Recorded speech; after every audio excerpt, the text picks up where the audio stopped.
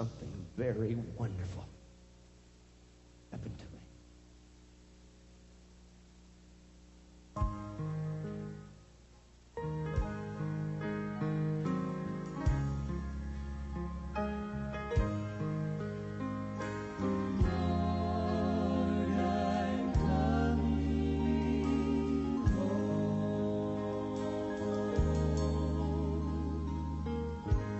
A minister had just closed a revival in a huge Midwestern city. And he stepped on board a train on his way home. While on the train, he sat down right beside a young boy. A few miles had passed by, and he noticed the young man was troubled, and he had tears streaming down his cheeks. He said, "Son, I can see that you're troubled. And son, there's something bothering you." He said, "I just want you to know that I'm a preacher, and I'll try to help you in any way I can." Well, through the tears, the young boy proceeded to tell this story. He said, "Preacher, it was about 2 years ago, as I recall. I had gotten so mean at home that one day I went so far as to strike my daddy with my fist. Preacher, just a few hours had passed by, and Daddy called me into the house. And he said, "Son, you've broken your mama's heart right in two." He said, "I don't know what it is that we're going to have to do." He said, "Son, I'm afraid the only thing that there is left is to just ask you to leave." Preacher, for 2 years, I've wandered out in this world. I've done everything and I've tried everything.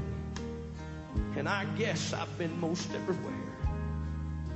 But thank God, about 3 weeks ago, I was traveling down a little country road, and I just happened to pass by a small country church. I noticed they had services taking place, so I went in and sat down right on the very back row. And that night, the preacher stepped in behind the pulpit, and he opened his black Bible and he began to preach. Why, it wasn't long in that message he began to tell me that Jesus loved me. He said no matter what I had ever done in and with my life, that if I would just get out of my seat and come and pray, he said the Lord would forgive me and take my sins away. Why, preacher, he said that the Lord would take my sins and cast them as far as the east is from the west. Well, I got up out of my seat that night, and down to the altar I went, and I asked Jesus to save my soul. And it wasn't long, his big nail-scarred hand reached way down. He forgave me of the life that I had lived and what I had done. He gave me a new start in life. And now, preacher, the reason that I'm sitting here on this train is because I'm going home. I'm headed back home to see my dear old mom and dad. Preacher, I'm so homesick. Well, the preacher looked at him and said, "Son, you've been gone for 2 years now. How do you know that your mom and dad will forgive you? Son, how do you know they'll take you back?" Well, preacher, I thought about that the other day. So I wrote home and told my dad in a letter what Jesus did for me.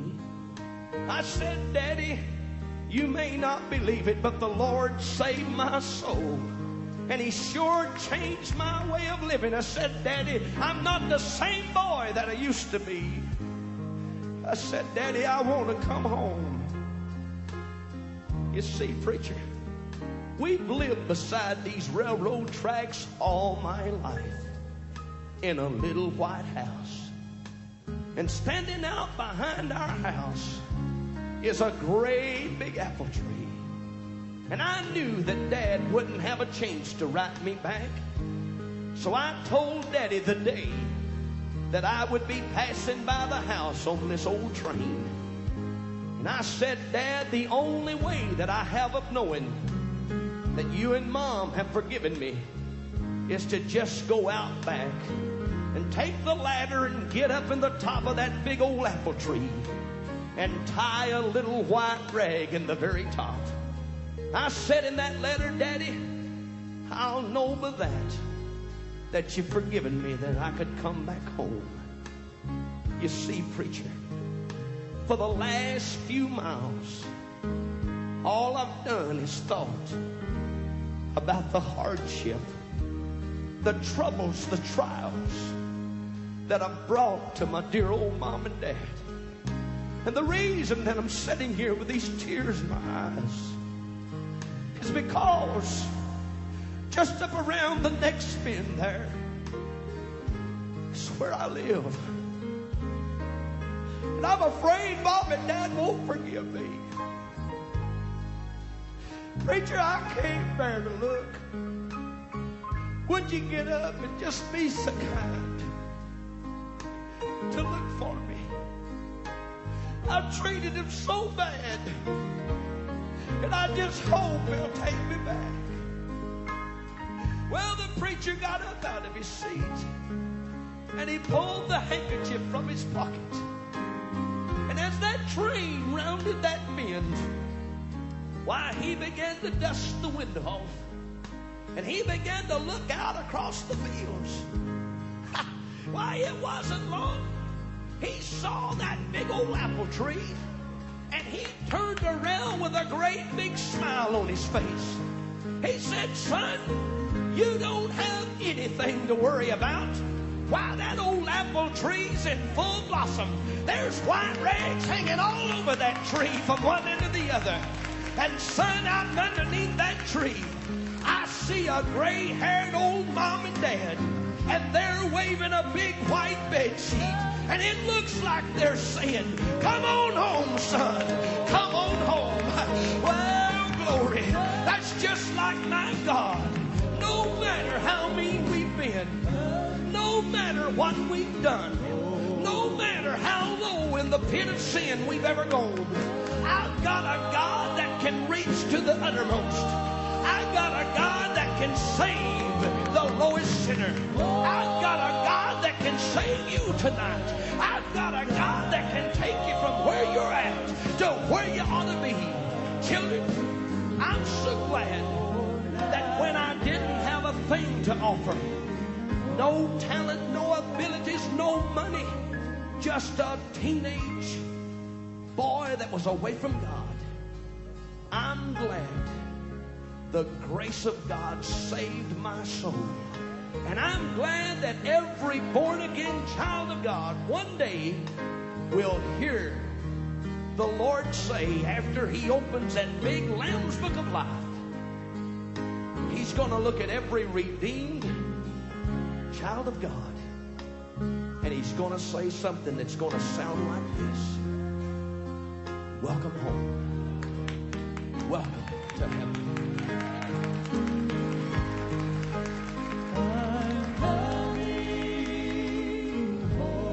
Thank God. Is there a young man, young lady, gentleman, mom, dad, away from the Lord? You need him tonight? You'd raise that hand where you're at in this congregation. Say, preacher, remember me in prayer.